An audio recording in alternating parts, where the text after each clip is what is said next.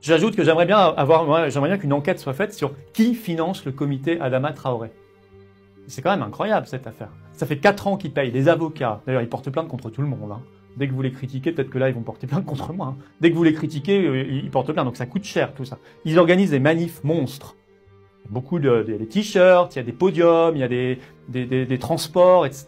Il y a des lobbies derrière pour faire la com. Ça coûte très cher tout ça. Qui finance ça? Qui finance ça? Voilà. Moi, ça m'intéresse cette question-là.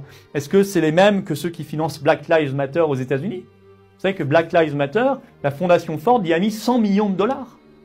Les gens ne savent pas tout ça.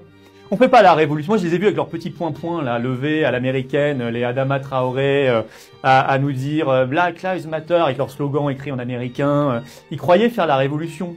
Mais ils se rendent pas compte qu'ils font une révolution qui est soutenue par le gouvernement français, autorisée par le gouvernement français, qui est sponsorisée par Nike, Reebok, Adidas et Facebook. Ils croient faire la révolution avec ça comme sponsor affiché dans le dos. Mais ils sont juste risibles. Alors, la famille Traoré, elle se refait la cerise sur cette affaire. Mais les autres qui tombent dans le panneau, franchement, ouvrez les yeux, quoi. C'est indécent.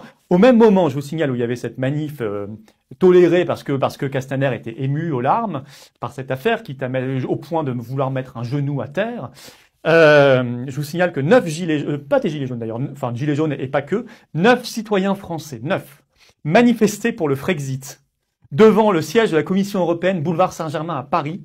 On leur a envoyé dans les 5 minutes 40 policiers, il y a les images, hein, 40 policiers, ils ont tous été verbalisés, 135 €. C'était au même moment. Voyez. Alors sauf qu'effectivement, le Frexit, tout ça, le RIC, sont des luttes sérieuses. Ce sont des luttes verticales. Donc c'est ce qu'il faut combattre.